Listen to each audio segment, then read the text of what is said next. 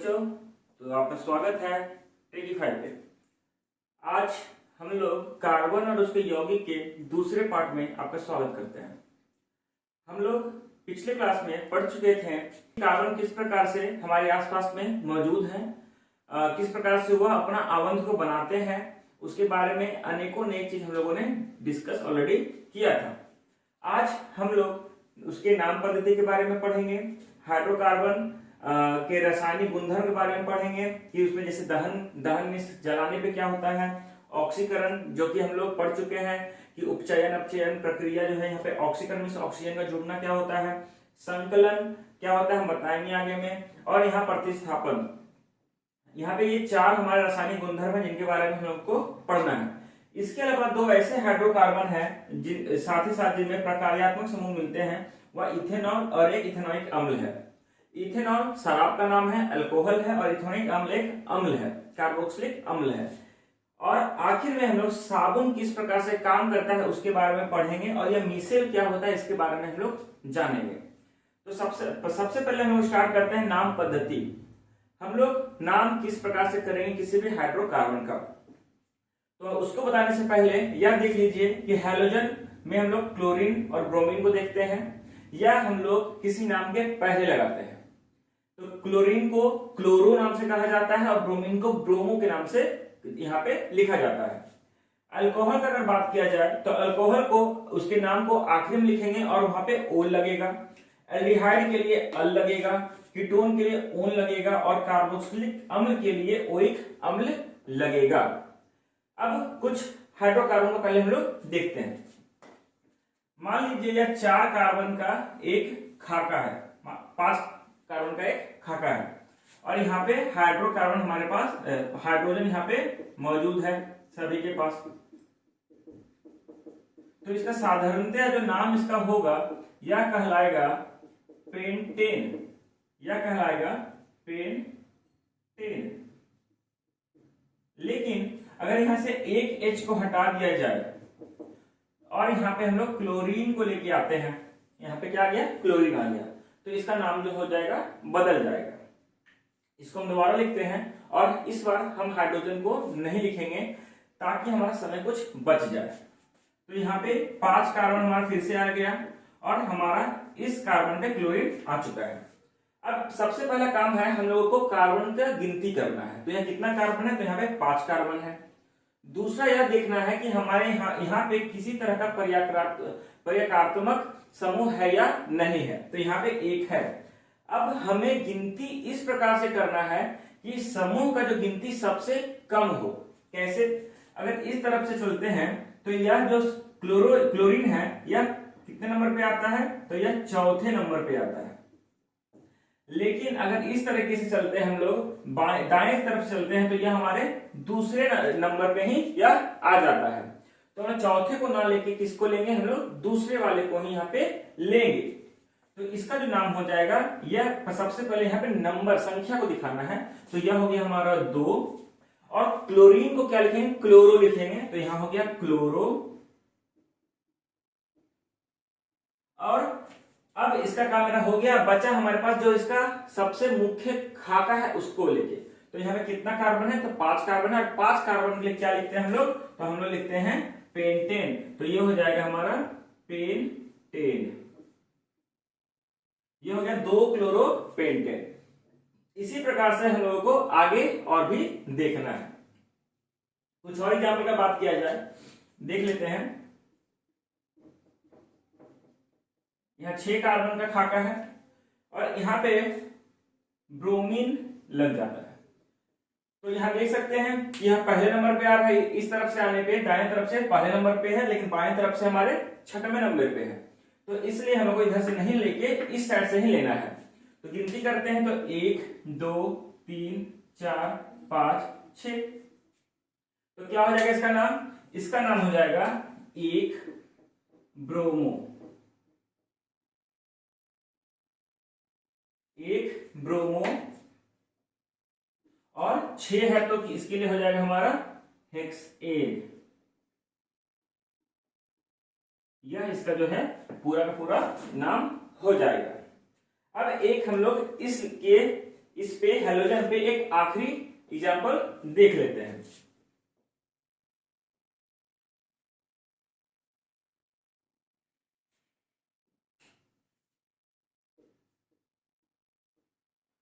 मान लीजिए यहाँ पे हमारा बीच में एक ब्रोमीन रखा हुआ है, इसका नामकरण किस प्रकार करेंगे? तो गिनती करते हैं पहले बाएं तरफ से, 1 2 3 4 5। इधर से कितने नंबर पाया? 3 नंबर पाया। अगर हम दाएं तरफ चलते हैं तो 1 2 3 4 5, मीन्स अगर दोनों में से किसी तरफ से चलते हैं तो हम लोगों को 3 नंबर पे ब्रोमीन यहाँ पे मिलता है।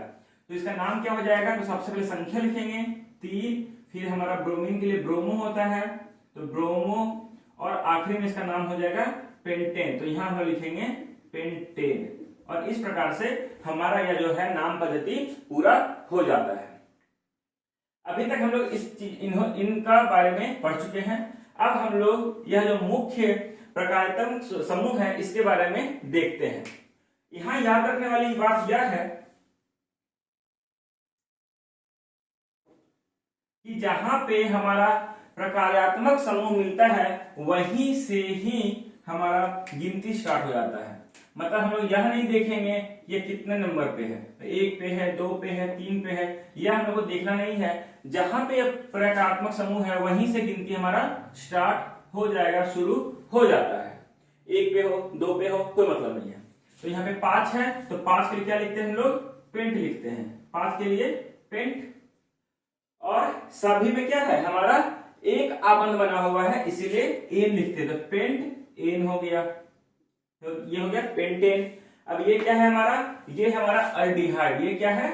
ये अल्डिहाइड है। इस वाले कार्बन को भी गिनना है, ये ध्यान रखने वाली बात है कि इस कार्बन को गिनने के बाद ही यह 5 हुआ है। तो यहाँ पे हो गया ये अल्डिहाइड। तो अल्डिहाइड में क्या यूज किया हम लोग? अल को यूज किए, तो ये हो जाएगा पेंटेन और अल, तो यहाँ पे सिर्फ ला लगा देंगे, तो पेंटेनल यह हो गया।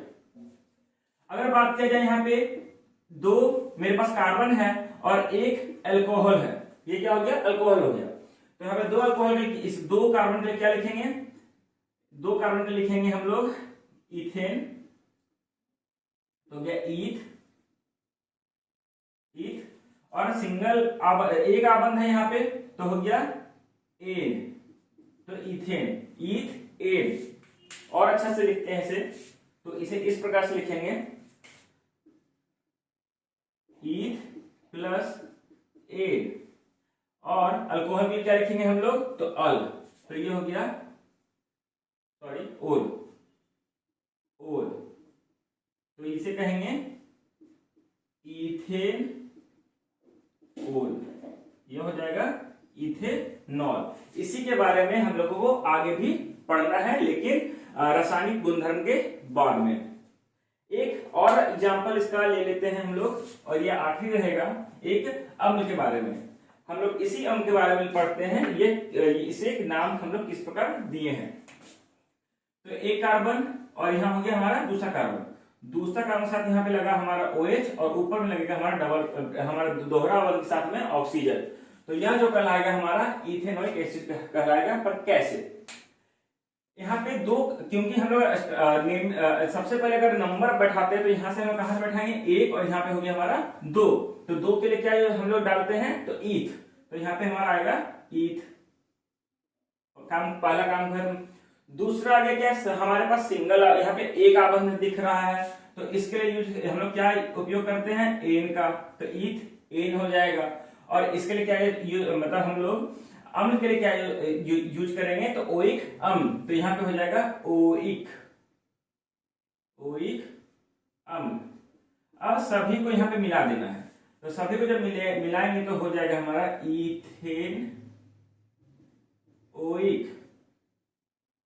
इथेनोइक, और यहाँ हो जाएगा हमारे अम्ल हो जाएगा।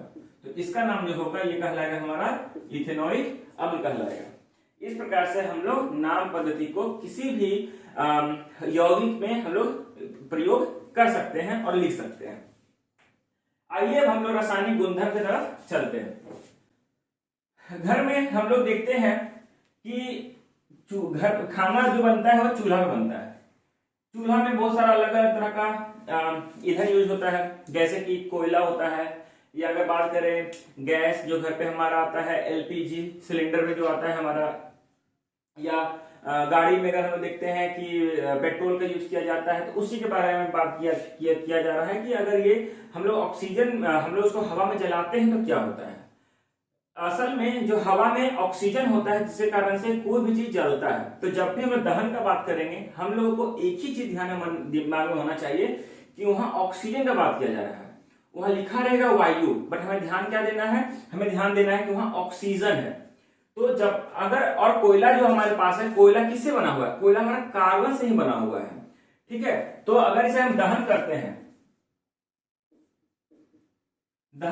तो ये हो गया हमारा कार्बन, और दहन करने के लिए क्या हो गया हमारा ऑक्सीजन, दहन होगा। और जैसे ही दहन होगा तो वहां पे हम लोग क्या मिलता है हम लोग को, वहां पे हम लोग को धुआं दिखाई देता है, स्वाभाविक सा बात है। तो वो धुआं कौन सा धुआं है, वो धुआं हमारा कार्बन डाइऑक्साइड है। साथ ही साथ क्या देखने को मिला वहां पे, हम लोग को वहां ऊष्मा भी देखने को मिल रहा है, वहां पे गर्मी हम लोग को मिलता है, उसी गर्मी के कारण से हम खाना को पका पाते हैं। तो यहाँ लिख सकते हैं हम लोग ऊष्मा, ठीक है, ऊष्मा मिला, इसी कारण से यहाँ पे हम लोग ऊष्मा लिखे। अगर हम पेट्रोल का बात करते हैं, या फिर हमारे घर में जो एलपीजी या सीएनजी जो हम लोग उपयोग कर रहे हैं गाड़ी में, उसका बात करते हैं, तो वहां पे हो जाएगा, हम लोग जो सीएनजी यूज करते हैं उसमें होता है CH4। तो यहाँ पे जब हम लोग उसको जलाते हैं, दहन करते हैं, तो सबसे पहले यहाँ पे कार्बन डाइऑक्साइड ही बनेगा, इसमें कोई दो मत नहीं है, कार्बन डाइऑक्साइड मिलेगा ही मिलने वाला है। दूसरा जो मिलता है हम लोग को यहाँ पे जल भी कुछ मात्रा में हम लोग को मिलता है, और जल के अलावा यहाँ पे हम लोग को ऊष्मा भी मिलता है, ऊष्मा। और यहाँ पे ऊर्जा भी लिख सकते हैं, क्योंकि ऊर्जा मिलता है तभी तो यहाँ पे गाड़ी चल सकता है ना। तो इस कारण से यहाँ पे ऊर्जा भी यहाँ पे आ जाएगा। अब यहाँ पे क्या है, दो चीज दिखने को मिल रहा है। अब यहाँ पे एक चीज और ध्यान देने वाली बात है कि कभी कभी जब हम लोग कोयला जलाते हैं तो वहां पे दो तरह का धुआं मिलता है, एक काला धुआं मिलता है, एक सादा धुआं मिलता है। आखिर ऐसा क्यों? कारण इसका यह है कि सादा धुआं तब निकलता है जब यह हमारा जो कार्बन है बिल्कुल सही तरीके से दहन हो पाता है, जल पाता है। अगर वह सही तरीके से जल गया तब वहां पे हमारा जो धुआं नहीं निकलेगा, या बहुत ही कम निकलेगा, या सादा निकलेगा।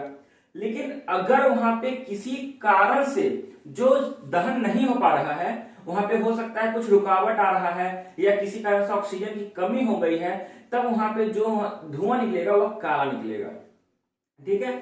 वहीं अगर बात किया जाए पेट्रोल के लिए या फिर डीजल के लिए, तो वहां पे कुछ धुआं में हम लोगों को नाइट्रोजन और सल्फर का ऑक्साइड देखने को मिल जाता है, जो हमारे वातावरण के लिए क्या है, हम लोग को वातावरण के लिए नुकसानदायक है, उसे प्रदूषित करता है, जिसे हम लोग अम्ल वर्षा के भी नाम से जानते हैं। वह जो धुआं है वो क्या होता है, ऊपर जाता है, बादल साथ मिलता है, और जब वो बारिश कराता है तब वह अम्ल वर्षा कहलाता है, ठीक है। क्योंकि उसका जो पीएच मान होता है वह लगभग 4 के बराबर होता है, 2 से 4 के बीच में वह रहता है, तो वह दिक्कत करता है। इस कारण से जो हमारा ताजमहल है जो संगमरमर से बना हुआ है, उसका जो रंग है सफेद से पीला हो जाता है, ठीक है। आशा करते हैं कि दहन समझ में आ गया होगा आपको। तो अब हम लोग आगे बढ़ते हैं। आगे जो है हमारा वो है ऑक्सीकरण। ऑक्सीकरण के बारे में हम लोग को ये समझना है कि यहाँ पे एक कार्बन का यौगिक है, जिसमें क्या हो रहा है, जिसमें ऑक्सीजन जो है वह आके जुड़ जा रहा है। क्या हो रहा है, ऑक्सीजन आके जो है वह जुड़ जा रहा है। अब ऐसा तो नहीं है ना कि बाहर का कोई इंसान आए और घर पे आके बोले कि लीजिए सर 10 रुपया, लीजिए सर 1000 रुपया, क्या बिना मतलब का कोई दे देगा? क्या कभी नहीं दे सकता है। तो हमें कुछ ना कुछ वहां पे काम करना होता है, या किसी ना किसी चीज की जरूरत वहां पे होता है। तो ऑक्सीकरण करने की जो प्रक्रिया है, यहाँ पे भी हम लोगों को कुछ ना कुछ चीज की जरूरत पड़ता है। उसे ही हम लोग क्या कहते हैं, उत्प्रेरक कहते हैं। क्या कहेंगे उसे? उत्प्रेरक कहेंगे। तो यहाँ पे उत्प्रेरक का यहाँ पे काम आने वाला है। होता क्या है कि जब हम लोग अल्कोहल को लेते हैं, शराब को लेते हैं, और उत्प्रेरक उसमें जब डालते हैं, तो वह उत्प्रेरक के कारण से वह हमारा अम्ल में बदल जाता है। तो ऑक्सीकरण को कैसे हम लोग परिभाषित कर सकते हैं कि ऑक्सीकरण वह प्रक्रिया है जिसमें हमारा अल्कोहल जो है वह कार्बोक्सिलिक अम्ल में परिवर्तित हो जाता है उत्प्रेरक के उपस्थिति के कारण से। उसे ही हम लोग क्या कहेंगे? ऑक्सीकरण कहेंगे। अब देखिए, ये हो गया C2H5OH। यह क्या है? यह इथेनॉल, ठीक है, यह है इथेनॉल। अब इसमें क्या करेंगे, हम लोग उत्प्रेरक डालेंगे। तो उत्प्रेरक का नाम है, उत्प्रेरक जो है यहाँ पे हमारा क्षारीय पोटासियम परमैंगनेट है। असल में दो है, पोटासियम डाइक्रोमेट भी है, बट एक ही लेके चलते हैं, हम लिख देते हैं चलिए,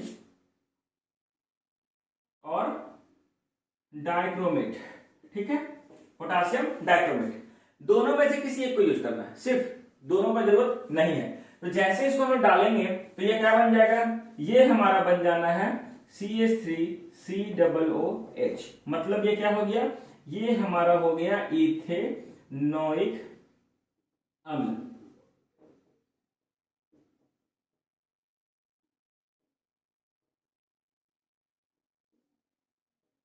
जैसे ही हम लोग अल्कोहल में क्षारीय KMnO4 डाल रहे हैं, यानी पोटासियम परमैंगनेट डालते हैं, तो वह क्या हो जाता है, वो हमारा इथेनोइक अम्ल में परिवर्तित हो जाता है। यहाँ अगर यहाँ गिनते हैं तो यहाँ देख सकते हैं, यहाँ पे कार्बन कितना है, यहाँ पे कार्बन हमारे पास 2 है, कार्बन कितना है हमारे पास 2 है, और अगर हाइड्रोजन यहाँ पे कितना है हमारे पास 6 है, और ऑक्सीजन कितना है हमारे पास यहाँ पे 1 है। अगर उपचयन का बात किया जाए, उपचयन में क्या देखते हैं हम लोग कि वहां पे ऑक्सीजन का मात्रा बढ़ता है और हाइड्रोजन का मात्रा वहां पे घट जाता है, यहाँ पे भी वही होगा। यहाँ पे अगर देखा जाए तो कार्बन यहाँ पे कितना है, तो कार्बन यहाँ पे 2 ही है, हाइड्रोजन यहाँ पे 4 हो गया, और ऑक्सीजन यहाँ पे बढ़ के 2 हो गया, मतलब ऑक्सीजन का मात्रा क्या हो गया, बढ़ जाता है, और हाइड्रोजन का मात्रा यहाँ पे घट जा रहा है, इसी को हम लोग उपचयित कहते हैं। और इसको एक अलग से एक नाम दिया गया है ऑक्सीकरण, या प्रक्रिया को नाम ही दिया गया है, या विक्रिया को कहेंगे तो नाम दिया गया है ऑक्सीकरण।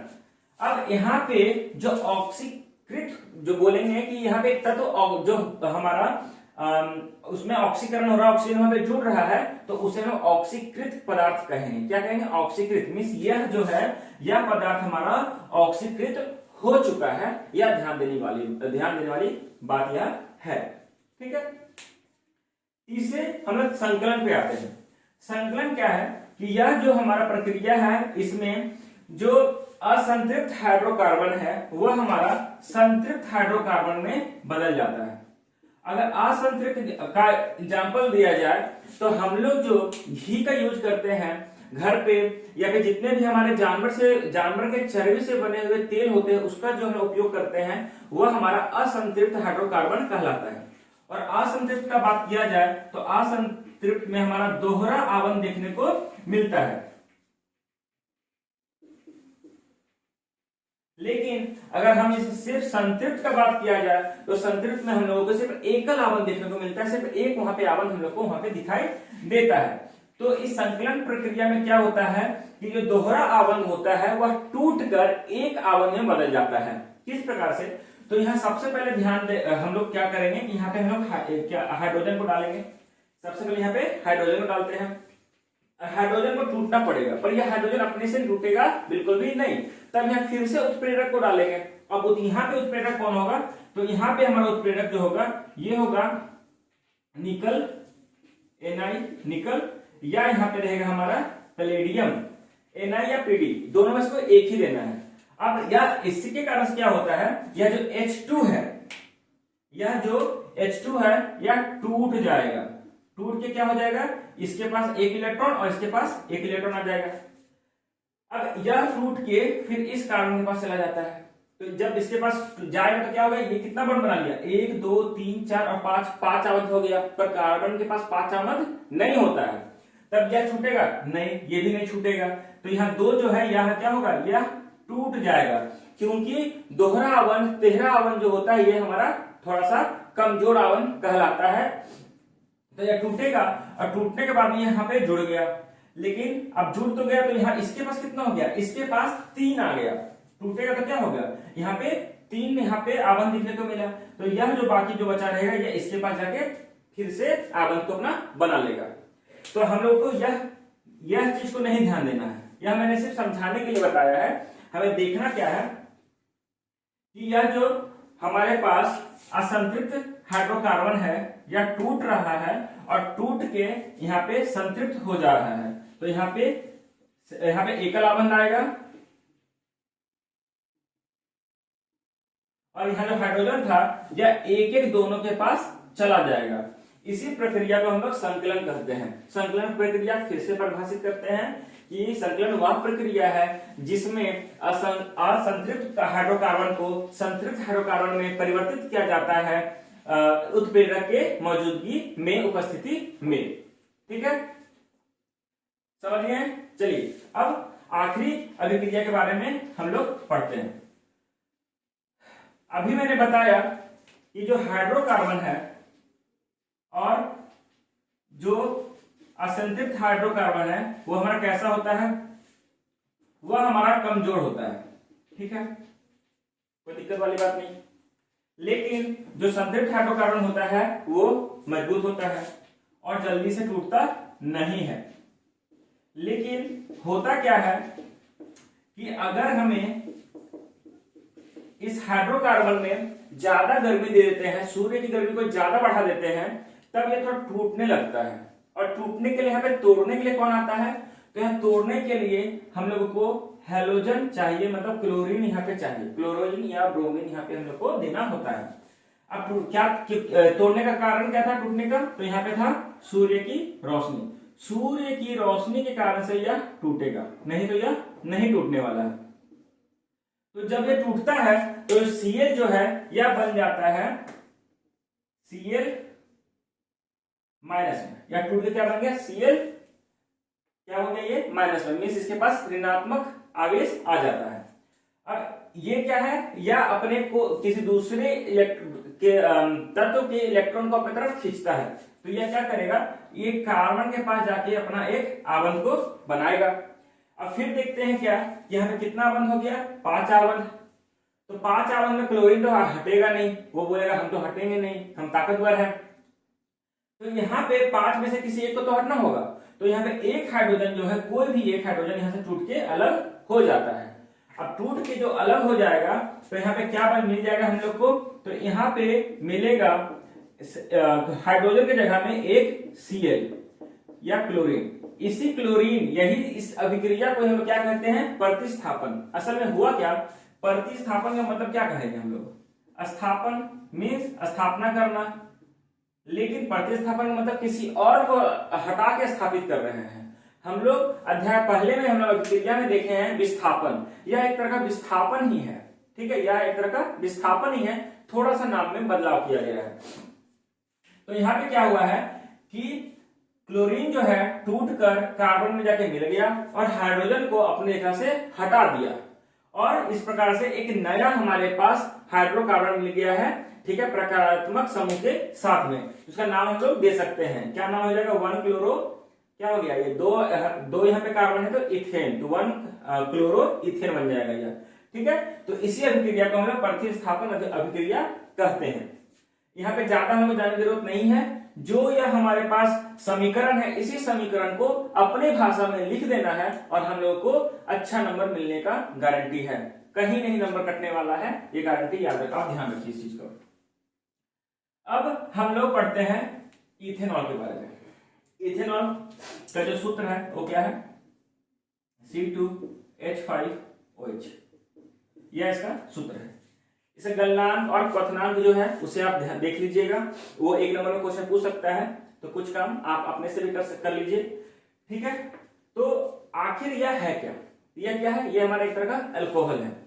अल्कोहल का बात किया जाए या इथेनॉल का बात किया जाए तो इथेनॉल जो है हम लोग बहुत अलग अलग तरीके से यूज करते हैं, जैसे कि पेट्रोल में यूज हो रहा है, या दवा में कफ सिरप जो है हम लोग खांसी के समय पीते हैं, खांसी का सिरप जो है उसमें यूज किया जाता है इसे। या अगर बात हम लोग करते हैं होम्योपैथिक दवा में, तो वहां पे भी इसका यूज किया जा रहा है। ठीक है, तो इसका बहुत सारे यहाँ पे इसके उपयोग है। लेकिन इसी में एक इसका छोटा भाई है। ठीक है, इसका छोटा भाई क्या हो गया, छोटा भाई इसका है मीथेनॉल। ठीक है, अब ये छोटा भाई जो है, यहाँ पे क्या देख रहे हैं कि यहाँ पे कार्बन कम है, मतलब ये ज्यादा खतरनाक है। ठीक है, ऑक्सीजन कम है तो भी ज्यादा खतरनाक है, तो कार्बन यहाँ पे कम है, या कल यहाँ हाइड्रोजन यहाँ पे कम है, तो इसके कारण से इसे हम लोग जहरीली शराब भी कहते हैं। इसे क्या कहते हैं, जहरीली शराब। हम लोग अखबार में पढ़ते होंगे कि जहरीली शराब पीने से 10 लोग की मृत्यु हो जाती है, तो वो जहरीली शराब मन में कभी तो आया होगा कि आखिर यह है क्या, तो यह हमारा मीथेनॉल ही है। ठीक है, अगर बात किया जाए इथेनॉल का, तो इथेनॉल कुछ हद तक खराब करता है। कब करेगा? जब उसे हम लोग रोजमर्रा की जिंदगी में उसे हम लोग अपना लेते हैं, आज कल परसों, मतलब रोज हम लोग उसे यूज कर रहे हैं। तो अगर एक बार यूज कर लिए फिर छोड़ दिए, फिर एक महीना बाद यूज किए फिर छोड़े, तो कोई दिक्कत नहीं है। लेकिन आज कल परसों रोज हम लोग यूज कर रहे हैं, रोजमर्रा की जिंदगी में चाय पानी जैसे हम लोग उसको अगर पीते हैं तो हमारा खराब करता है शरीर को। शरीर को कैसे खराब करता है? तो सबसे पहले हमारा जो यहाँ पे सोचने की क्षमता है उस पर सीधे हमें असर करता है। दूसरा, हमारे समझने की क्षमता पे सीधे असर करता है। इसीलिए आप देखते भी होंगे कि अगर कोई इंसान पिया हुआ है, सामने में सांड आ गया, बड़ा सा भैंस आ गया, तो उसके बिना सोचे समझे क्या करता है? उसे जाके लड़ना स्टार्ट कर देता है। क्योंकि उसके पास समझ ही नहीं है कि उसके पास जाएगा तो उल्टा वो पिटा खा के आएगा, हाथ में उसका टूट जाना है। तो यहाँ पे जो इथेनॉल है क्या कर रहा? सोचने की क्षमता, समझने की क्षमता पे सीधे असर कर रहा है। इस कारण से इथेनॉल को ज्यादा नहीं हम लोगों को उपयोग करना चाहिए। साथ ही साथ यह जो है हमारे लीवर पे भी असर करता है। हमारा लीवर यानी यकृत, यह जो है हमारे यकृत पे भी सीधा असर करता है। ठीक है, अब यहाँ पे ये हमारे कुछ इसके बारे में जानकारी हो गई। अब हम लोग इसके अभिक्रिया के बारे में पढ़ते हैं। तो यहाँ पे सिर्फ एक ही अभिक्रिया को हम लोग को पढ़ना है। वह अभिक्रिया यह है कि इसको हम लोग सोडियम के साथ में मिलाते हैं तो क्या होता है।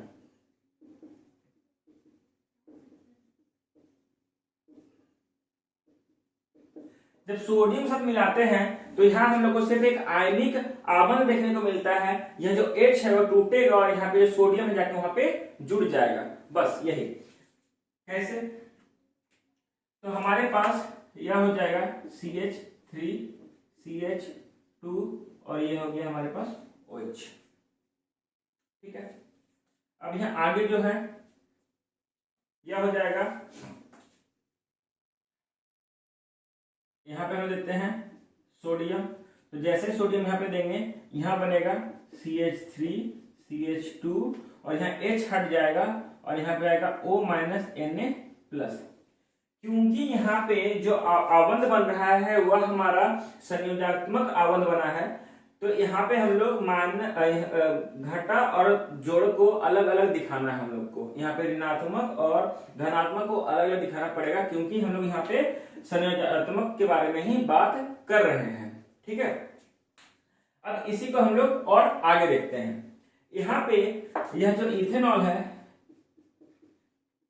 तो इसमें अगर हम लोग क्या करते हैं कि जब सांद्र का मतलब मजबूत होता है, सांद्र कोई अम्ल, H2SO4 क्या हो गया? एक अम्ल हो गया। सांद्र अम्ल जब डालते हैं तो क्या होता है? यहां से OH हट जाता है। OH हटता क्यों है? क्योंकि जो हमारा अम्ल होता है वह उसका प्रकृति होता है पानी को निकालना। ठीक है, शरीर से या किसी भी चीज से पानी को हटाना। तो हमारे शरीर में अगर जाता है तो हमारा शरीर 70% पानी से बना हुआ है, और अगर गलती से गिर जाता है तो वहां पे पानी को हटाना स्टार्ट कर देता है, जिसके कारण से हमारा जो अंग है, हमारा जो चमड़ा है शरीर का, वह जलता हुआ दिखाई देता है। तो यहाँ पे भी क्या होगा? पानी निकलेगा। अब यहाँ तो OH है, पानी कहाँ से है? पानी है। पानी कैसे है? क्योंकि यहाँ जो हमें CH3 दिखने को मिल रहा है, यह CH3 क्या होगा? यह CH2, इसको हम लोग CH2 और यहाँ ऊपर में एक H के तौर पे लिख सकते हैं। कोई दिक्कत है? CH3 था, CH2 और ऊपर में एक H, कोई दिक्कत नहीं है। तब यहाँ पे क्या हटेगा? पानी हटेगा, जल हटेगा। तो यहाँ पे H और यहाँ पे क्या है? OH है। तो यह H और OH मिलकर क्या बनाता है? H2O, और वह किसका सूत्र है? वह हमारा जल का सूत्र है। तो इसी कारण से यह हमारे पास H2O जो है टूट के निकल आता है। क्या हुआ? H2O जो है हमारे पास अलग हो गया। जैसे यहाँ पे OH अलग होता है, H2O अलग होता है, इसके पास हमारे पास इलेक्ट्रॉन आ गया और यहाँ पे एक और इलेक्ट्रॉन आ जाता है। दोनों कार्बन के पास एक एक इलेक्ट्रॉन आ जाता है और यह इलेक्ट्रॉन आपस में एक आवरण बना लेता है। और यहाँ पे क्या कैसा आवरण देखने को मिलता है? यहाँ पे हम लोग को दोहरा आवरण देखने को मिल जाता है। तो यहाँ पे जो हमारे पास एक यौगिक आया हुआ हमारा कहलाता है CH2, दोहरा आवरण CH2, मतलब इथीन। क्या कहलाया ये? इथीन। तो यहाँ पे हम लोग को इथीन देखने को मिलता है। तो इथीन देखने को कब मिलता है? जब हम लोग सांद्र अम्ल डालते हैं, किसी भी तरह का अम्ल को यहाँ पे हम लोग उपयोग कर सकते हैं। तो हमें अगर क्वेश्चन पूछा जाए कि हम लोग किस प्रक्रिया से या किसे उपयोग करके एक दोहरा बंध को बना सकते हैं या असंतृप्त हाइड्रोकार्बन को बना सकते हैं, तो सांद्र अम्ल को, सांद्र H2SO4 को उपयोग करके। ठीक है, नेक्स्ट आइए इथेनॉइक अम्ल पे। इथेनॉइक अम्ल जो है यह हमारा एक कार्बोक्सिलिक अम्ल है। कैसा अम्ल है? कार्बोक्सिलिक अम्ल है। एक हमारे पास अम्ल जो होता है वह दो प्रकार का होता है। ठीक है, एक हमारे पास हो जाता है खनिज अम्ल, और दूसरा जो हमारे पास आता है वह हमारा कहलाता है कार्बोक्सिलिक अम्ल।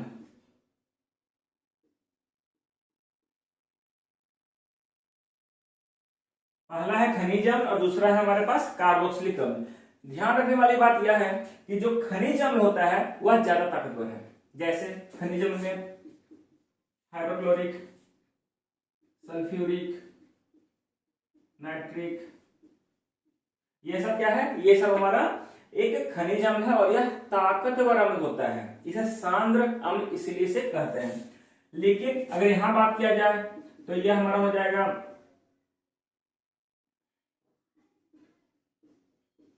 इथेनोइक अम्ल, यह हो गया प्रोपोनिक अम्ल।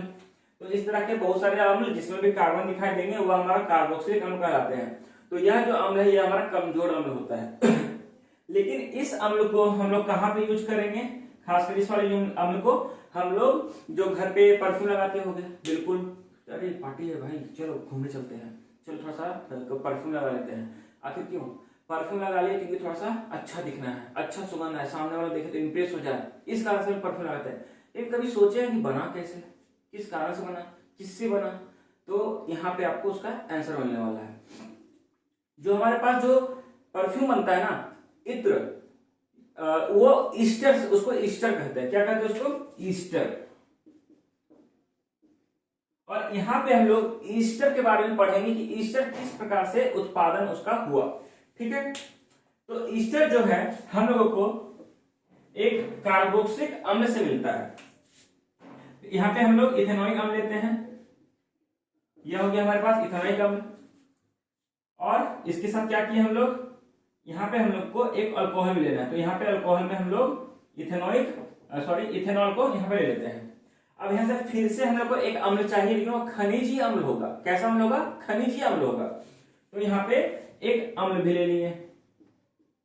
यहाँ पे कौन सा अम्ल है, नहीं है, वो लिखने की जरूरत बिल्कुल भी नहीं है। अब होता क्या है, इसे और अच्छे से लिखते हैं। तो यहाँ पे इसको इस तरीके से लिख सकते हैं, CH3, यहाँ हो गया OH और यहाँ हो गया हमारा डबल बॉन्ड, मतलब दोहरा बॉन्ड O। इसको थोड़ा उल्टा करते हैं। OH हम बाद में लिखे थे ना, यहाँ पे OH को हम पहले करते हैं। तो यहाँ पे हो गया जोड़, यहाँ हो जाएगा हमारे पास H, यहाँ हो गया O, यहाँ हो गया हमारे पास CH2 और CH3। इसको उल्टा बस कर दिए हैं। इसको ऐसे लिख सकते थे ना, CH3, CH2 और यहाँ OH। तो बस इसको क्या किए हैं? उल्टा कर दिए हैं। उल्टा क्यों किए हैं समझ में आपको अभी आ जाएगा। तो CH2 यहाँ पे CH3 हो गया। अब यहाँ देख सकते हैं कि यहाँ पे अम्ल आया है। अभी बताएं कि जब भी यहाँ पे अम्ल आए, कहीं भी अम्ल आए, क्या करेगा? वह जो है जल को हटाएगा। तो यहाँ पे क्या करेगा? जल को हटाएगा। तो जल कहां से मिला हम लोग को? तो जल का सूत्र होता है H2O, मतलब 2 H चाहिए और 1 O चाहिए। तो यहाँ पे देख सकते हैं कि OH यहाँ भी है और OH यहाँ भी है। तो एक O को छोड़ दिया जाए और बाकी सबको ले लिया जाए। तो हम यहाँ पे क्या करते हैं? OH को यहाँ ले लेते हैं और यहाँ से H को ले लेते हैं और क्या करते हैं? दोनों को जोड़ देते हैं। तो क्या हो गया? H और यहाँ पे 2, तो 2H मतलब H2 और O। तो H2O क्या हो गया? ये हमारा जल हो गया। तो यहाँ से जल क्या हो गया? यहाँ से जल हमारा घट जाता है। अब जैसे ही जल घटेगा, यहाँ पे हम लोग क्या देखने को मिलता है? तो यहाँ पे हम लोग को देखने को मिलेगा CH3C दोहरा बंध। यहाँ अब यहाँ पे काम, इसका काम हो गया। अब यहाँ का काम, यहाँ हो गया O, फिर CH2 और यहाँ हो गया हमारे पास CH3। तो यहाँ पे एक और हम लोगों को प्रकारात्मक समूह देखने को मिलता है, यह कहलाता है COO। यह क्या कहलाया? COO। तो ये जो COO है, इसी को हम लोग क्या कहते हैं? ईस्टर। इसे ही क्या कहते हैं? ईस्टर। इसे कहेंगे स्टर। और इस पूरा प्रक्रिया को क्या कहेंगे? स्टरीकरण। इस पूरा प्रक्रिया को क्या कहेंगे? स्टरीकरण। ये याद रखने वाली बात है, क्वेश्चन डायरेक्ट पूछा जा सकता है कि स्टरीकरण क्या है।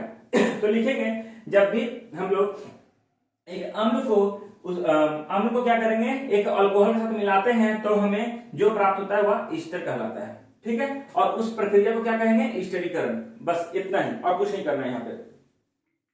अब यही ईस्टर जो है हम कहाँ पे इसका उपयोग करते हैं? इत्र को बनाने के लिए। कहाँ इसका उपयोग करते हैं? इत्र को बनाने के लिए। अब यहाँ इथेनोइक अम्ल में एक और बात बता देते हैं, छोटा सा बात है कि इथेनोइक अम्ल का जो गलनांक होता है ना, बहुत कम होता है। ठीक है, और कथनांक बहुत कम होता है, जिसके कारण से या थोड़ा सा ठंडा मिले, जैसे कि मान लीजिए रशिया में क्या है, ठंडा ज्यादा मिलता है वहां पे। ठीक है, तो उसके कारण से यह तुरंत जम जाता है। जैसे पानी कैसे 0 डिग्री, पानी जो है कितना भी जमता है 0 डिग्री पे, लेकिन यह जो हमारा इथेनोइक अम्ल है यह 10 से 15 डिग्री पे ही क्या होता है? जमना स्टार्ट हो जाता है। इसीलिए इसको हम लोग ग्लेशियल इथेनोइक अम्ल भी कहते हैं।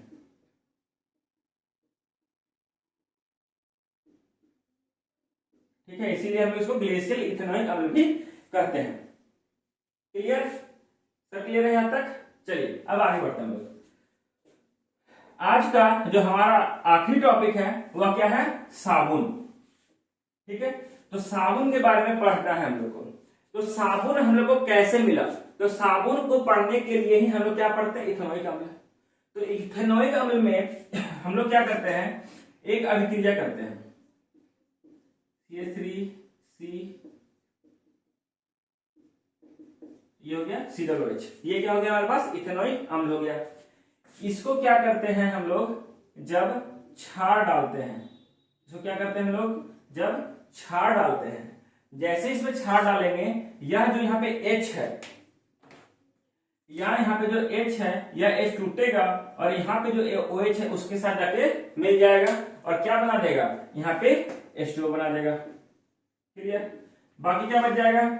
यहाँ हमारे पास बचेगा CH3C, यहाँ हो गया O- और Na+, ये हम लोग को मिल जाता है। तो यही जो हमारे पास है यह हमारा लवण कहलाता है। क्या कहलाता है? लवण। अब इसी लवण का जो यह खाका है, यहाँ पे कितना कार्बन है? 2 कार्बन है।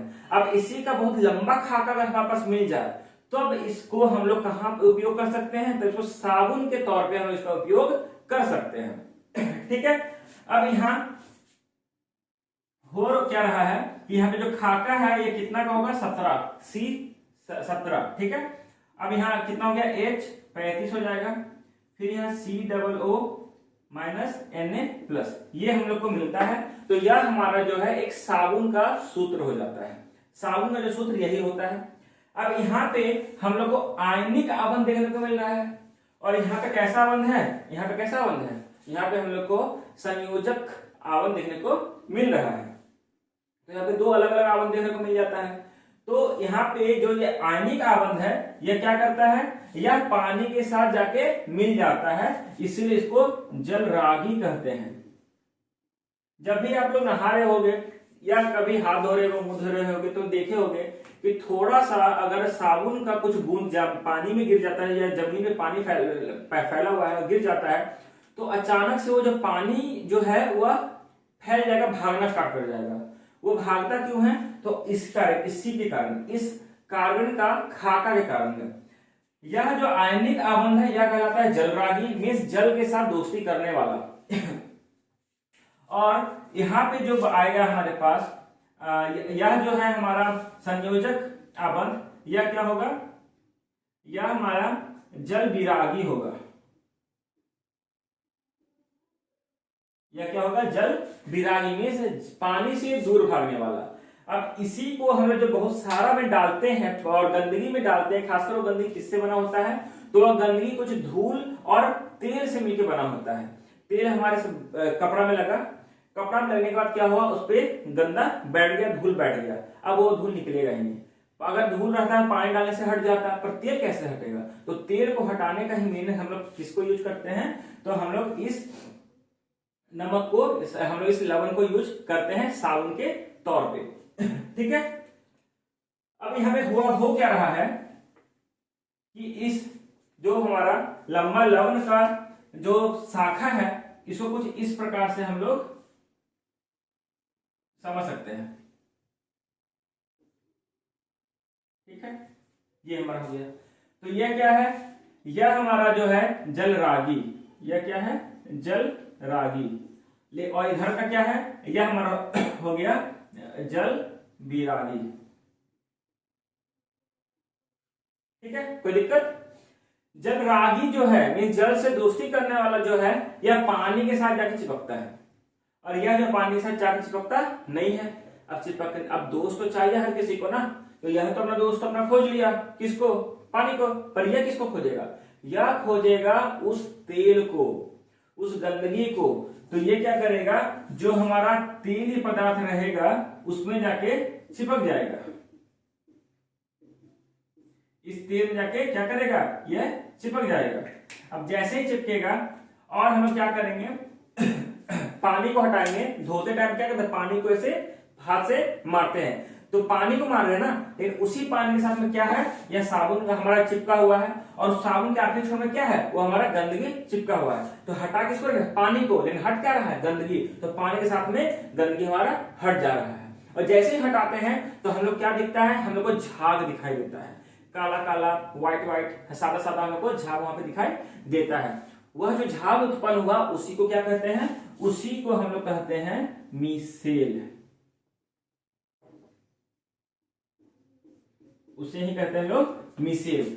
तो क्वेश्चन में मिसेल कैसे निकलता है, बनता है, ये पूछा जा सकता है। तो यहाँ पे बताया जा सकता है कि मिसेल कैसे बना। बस जो हम समझाए हैं उसी को वहां पे अपने भाषा में लिखना है कुछ रटने की जरूरत नहीं है।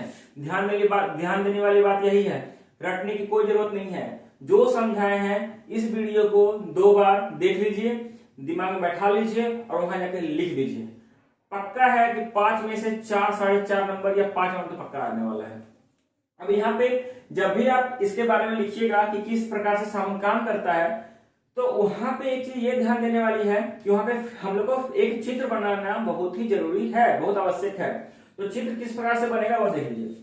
यहाँ पे बीच में हमें जो मिलेगा यह हमारा क्या है, यह हमारा तेल है। ठीक है, तेल ये पदार्थ या गंदगी जिसे कह सकते हैं हम लोग, यह गंदगी है।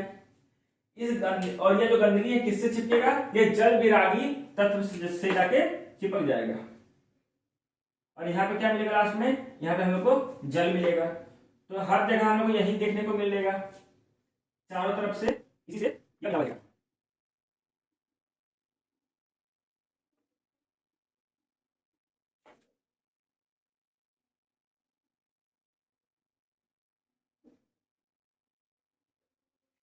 तो ये हमारे पास इस तरह का एक चित्र देखने को मिला। यह जो है यहां पे मिला हमको जल विरागी, और यहां पे मिला जल रागी। और इसी पूर्ण संरचना को हम लोग क्या कहते हैं, इसी पूर्ण संरचना को हम लोग कहते हैं मिसेल। यही हमारा हो गया मिसेल, यही क्या हो गया हमारा मिसेल। तो मिसेल हम लोग को इसी प्रकार से लिखना है, और हम लोग को एग्जाम में भी इसी तरीके से ही लिखना होगा, बनाना होगा। अब एक आखिरी चीज जो हमको बताना था इथेनॉइक अम्ल में ही, लेकिन छूट गया था। इथेनॉइक अम्ल का अभिक्रिया होगा किसके साथ, तो हमारा खाने वाला सोडा के साथ। ठीक है, खाने वाला जो सोडा है उसका सूत्र होता है NaHCO3। यह किसका सूत्र हो गया, खाने वाला सोडा है, जिसको कहते हैं बेकिंग सोडा का। ठीक है, इथेनॉइक अम्ल का क्या होता है सूत्र, तो C2 या लिखिए ज्यादा अच्छा होगा CH3COH और डबल यहाँ पे हो गया दोहरा अम्ल O, ऑक्सीजन। ठीक है, यहाँ पे क्या मिलता है हम लोग को, लवण मिलता है। अभी पढ़े हम लोग, यहां से जो Na है इसको H को हटा के खुद यहाँ पे आ जाएगा, कोई दिक्कत नहीं। तो क्या मिला हम लोग को, यहाँ मिला CH3CO ऋण और Na घनात्म, फिर उधर हो गया दोहरा अवन ऑक्सीजन। ठीक है, बच गया क्या, अब यहां से हमारा ये कंप्लीट चला गया, और Na चला गया, बचा क्या, H बचा, यहाँ भी H बचा और यहाँ पे CO3 बचा। तो 2H है तो 2H से क्या बनता है H2, लेकिन O भी तो है तो H2O मतलब जल बनेगा। तो यहाँ पे क्या आ गया मेरे पास, जल आ गया। तो यहाँ से H भी चला गया, यहाँ से भी H चला गया और यहाँ से A को चला गया, तो बचा क्या, यहाँ बच गया CO2, तो यहाँ बच जाएगा कार्बन डाइऑक्साइड। ठीक है, तो यहाँ क्या हो गया CH3 COO minus Na plus यहाँ गया H2O प्लस CO2। तो जब भी हम लोग इथेनॉइक अम्ल में हम लोग क्या किए, खाने वाले सोडा का उपयोग करते हैं तो वह एक लवण बनाता है, उसके साथ जल निकलता है और साथ ही साथ कार्बन डाइऑक्साइड का भी उत्पादन होता है। उसी तरीके से अगर यहाँ पे क्या आ जाए, यहाँ पे हमारे पास आ जाए सोडियम कार्बोनेट, क्या आ जाए, सोडियम कार्बोनेट, और यहाँ पे इथेनॉइक हमारे पास अम्ल ही है, तो यहाँ पे क्या बनेगा, सेम वही चीज बनने वाला है, कुछ थोड़ा सा अंतर आएगा, बहुत थोड़ा सा। ठीक है, क्या देखते हैं यहाँ पे क्या हो रहा है, यहाँ पे CH3 CO minus Na plus, यहाँ हो गया दोहरावन O। ठीक है, और क्या बना, फिर यहाँ आएगा हमारे पास H2O और क्या आएगा हमारे पास CO2, सेम यही आएगा, लेकिन अंतर क्या हो गया, यहाँ पे सब का सब हमारे पास समीकरण क्या है, बराबर है। ठीक है, यहाँ पे सब का सब क्या है, बराबर, पर यहाँ बराबर नहीं है, तो यहाँ पे हमको बराबर करना पड़ेगा। तो बराबर करने के लिए क्या करेंगे, यहाँ पे कुछ नहीं करना है, यहाँ पे सिर्फ एक 2 से गुना करना है, 2 से गुना करने से क्या हो गया, यहाँ हो गया 2 पहले से था, 2 दूनी 4। ठीक है, क्यों गुना किए, क्योंकि यहाँ पे इसको नहीं गुना करते पहले, यहाँ सोडियम, यहाँ पे सोडियम कितना है, 2 सोडियम है, यहाँ सोडियम कितना है, 1 सोडियम है, तो यहाँ पे हम लोग को 2 से गुना करना पड़ेगा। तो 2 से जब गुना किए तो यह जो C है यह भी दुगना हो जाएगा और यह O भी क्या हो जाएगा, दुगना हो जाएगा। तो इसलिए यहाँ पे 2 से जैसे ही गुना करेंगे तो ये सब का सब बराबर हो जाएगा। देख लीजिए कैसे, कार्बन कितना 2 और यहाँ 2, 2 दूनी 4, यहाँ पे भी 4 कार्बन, हाइड्रोजन कितना, यहाँ पे 3 और यहाँ पे 4। ठीक है, तो 4 दूनी 8 हो गया, तो यहाँ पे 6 और यहाँ 2 8 हो जाएगा। यहाँ पे क्या काम खत्म, सोडियम कितना 2, तो सोडियम यहाँ भी 2, कार्बन यहाँ कितना 1, तो यहाँ भी कार्बन 1, यहाँ ऑक्सीजन कितना, यहाँ पे 3, तो 1 और यहाँ 2 3 बराबर हो गया। और यही हमारा यह जो अध्याय है यहाँ पे हमारा खत्म हो जाता है, समाप्त हो जाता है। ठीक है, आशा करता हूँ कि आपको समझ में आया होगा। अगर समझ में आया है तो इसे लाइक कीजिएगा, शेयर कीजिएगा और बिल्कुल सब्सक्राइब करना बिल्कुल भी नहीं भूलिएगा। धन्यवाद।